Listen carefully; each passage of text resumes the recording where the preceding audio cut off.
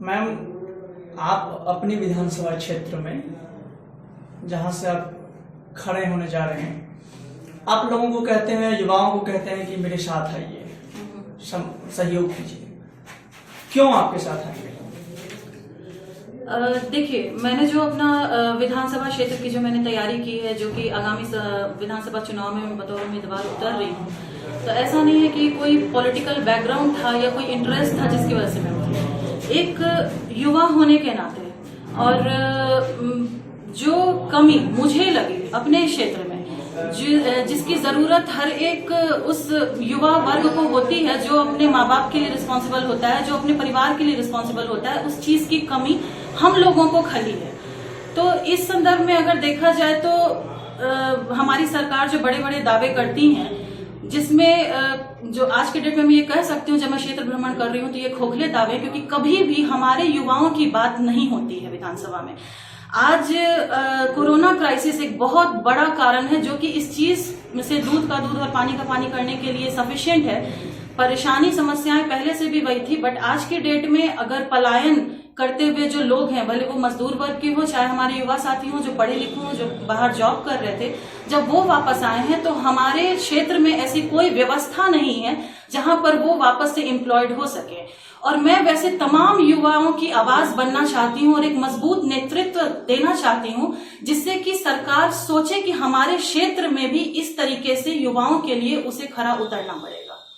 तो मुझे लगता है कि जो मेरी आवाज है वही यहाँ के युवाओं की आवाज है और मुझे उनका भरपूर समर्थन मिलेगा। बेरोजगारी पर बात करना चाह रहे हैं जी।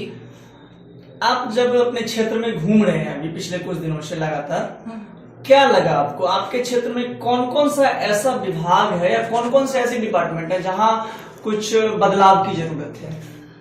ओवरऑल अगर मैं विभाग और डिपार्टमेंट्स की बात करूं तो मेरा जो सबसे ज्यादा काम हुआ है वो जनसंपर्क का हुआ है, जो लोगों के बीच में, जनता के बीच में डोर टू डोर एक तरीके से मैंने प्रयास किया कि मैं कैंपेन कर सकूं।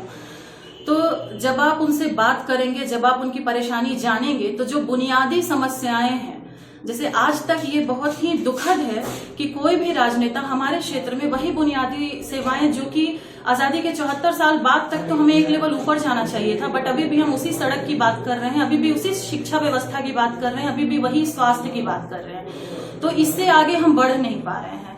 तो जो सबसे बड़ी परेशानी है, अगर प्रायोरिटी बेसिस पे देखिए, प्राथमिकता अगर देखिए, जो रोज आदमी गुजर रहा है उस सड़क से रोज। जी, पिछले कुछ दिनों से बिहार, कुछ जिला नहीं अभी तो पूरा बिहार लगभग बाढ़ग्रस्त है। और इस समस्या से यूं कहें तो हम कहते हैं कि बिहार को दोहरा मार मिला है इस बार।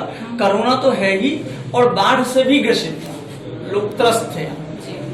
इसमें आप किसका फेलियर मानते हैं? क्योंकि आप एक चीज देख पा रहे होंगे कि पिछले कुछ समय से थोड़ी सी बारिश आती है, हमारा बिहार डूब जाता है।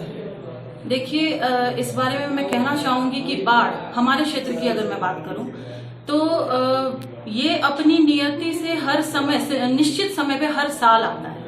तो इसमें निश्चित तौर पर एक मजबूत राजनीतिक इच्छा शक्ति की कमी है, जिन्होंने इस पे कभी ध्यान देना जरूरी ही नहीं समझा कि ससमय इस पर कैसे काम किया जाए, क्योंकि दशकों बीत गए और अगर बाढ़ की वही स्थिति हमारे क्षेत्र में एज इट इज है, किसान वैसे ही बदहाल हो रहे हैं, तो ये अपने आप में बहुत बड़ा सोचनीय प्रश्न है। वहीं दूसरी तरफ जो इसका एक अदर साइड मुझे लगता है कि अब लोग जो एक ट्रेंड पे वोटिंग करते आए हैं कि हमें किसी पॉलिटिकल पार्टी को फेवर करना है, आंख बंद करके जाति पे वोटिंग हो जाती है, जब इलेक्शन का टाइम आता है तो बैकवर्ड फॉरवर्ड पे वोटिंग हो जाती है। तो मैं वैसे वोटर से भी पूछना चाहती हूँ कि आप भले किसी को लेकर के लॉयल हो सकते हैं, लेकिन 50 साल पहले की जो समस्या थी, 30 साल पहले की जो समस्या थी और आज जो समस्या है, अगर वो एज इट इज है तो इसके लिए आप किससे जवाबदेह मानते हैं? कहीं ना कहीं चुनाव भी उपयुक्त नहीं हो पा रहा है और राजनीतिक इच्छा शक्ति तो कम है ही, क्योंकि जो सरकार हमें बाढ़ के बाद बड़े बड़े अनुदान देने के वादे करती हैं,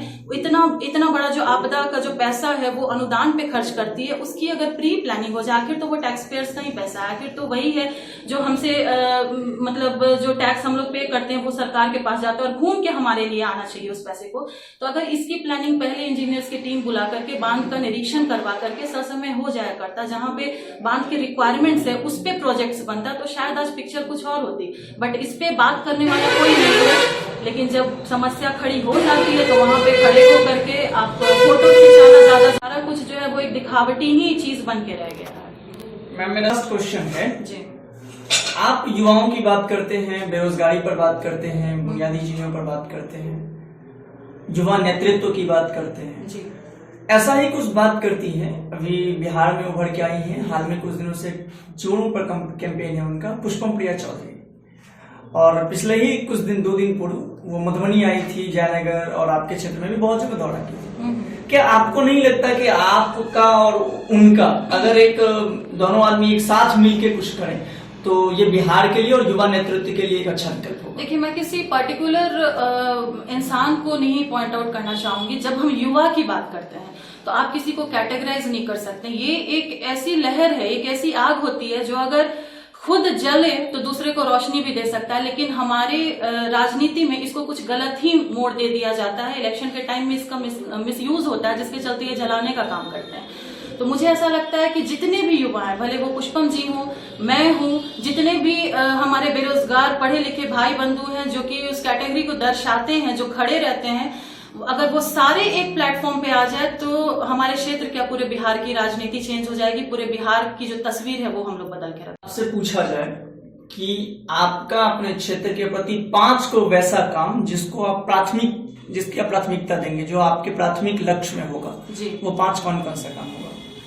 सबसे पहले तो मैं काम करना चाहूंगी हमारे युवाओं के लिए, उनके रोजगारी की समस्याओं को हल करने के लिए। चूंकि ये कृषि प्रधान जगह है तो मैं ये नहीं बोल सकती हूँ कि यहाँ पे आप कपड़े बनाने की फैक्ट्री लगा सकते हैं। अगर ये कृषि प्रधान क्षेत्र है तो कृषि से रिलेटेड जो इंडस्ट्रीज, उद्योग अगर यहाँ लगाए जाएंगे तो निश्चित तौर पे वो बहुत बेनिफिशियल हो सकते हैं। शिक्षा व्यवस्था पे मैं काम करना चाहूंगी, क्योंकि कोई भी चीज है उसका जो ग्रास रूट लेवल होता है वो बुनियादी शिक्षा होती है। अगर वो शिक्षा सुदृढ़ होगी तो हमारे बच्चों का भविष्य सुदृढ़ होगा। और बहुत सारी चीजें हैं जो कि प्राइमरी स्टेज में ही आप उन्हें उन सारी चीजों को सिखा सकते हैं जिससे वो अपना एक बेहतर भविष्य का निर्माण कर सके। तो शिक्षा में मैं काम करना चाहूंगी। उसके बाद महिलाओं के सशक्तिकरण के ऊपर, मैं खुद एक महिला हूं और मैंने महिला सशक्तिकरण पे राजनीति में आने से पहले भी, मैं जब छोटी थी उस टाइम पे भी, जो मेरा इंटर ग्रेजुएशन का फेज था उस समय से मैं काम कर रही हूं। तो मैं चाहूंगी कि जो ग्रामीण स्तर की जो महिलाएं हैं वो अपने चूल्हे चौके से बाहर निकल के जो जिसमें अच्छी हैं उस चीज को प्रमोट कर सकूं, छोटी छोटी स्मॉल स्केल इंडस्ट्रीज से उन्हें जोड़ सकूं और उनके हुनर को प्रमोट कर सकूं, जिससे कि वो सेल्फ डिपेंडेंट हो सकें। उसके अलावा मैंने बात किया है आपको जो हमारे स्वास्थ्य की जो समस्याएं होती हैं, एक महिला होने के भी नाते या अदरवाइज भी आप देखिए कि जो अगर अभी एक इमरजेंसी केस हो जाए तो हमारे पास रेफर करने के लिए मधुबनी या डीएमसीएच से इधर कुछ भी नहीं है। तो जो इंफ्रास्ट्रक्चर हमारे पास ऑलरेडी है उस इंफ्रास्ट्रक्चर में कैसे पर्याप्त डॉक्टर्स होंगी, उसकी रनिंग कैसे पर्याप्त होगी, जिससे कि जो गांव लेवल के लोग हैं उनको सही से फैसिलिटीज मिल सके, मैं उस पर काम करना चाहूंगी।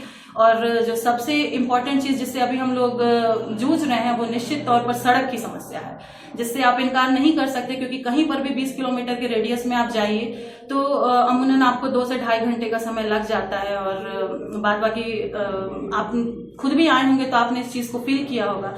तो ये सारी चीजें हैं जिसपे प्रमुखता से मैं काम करना चाहती हूँ।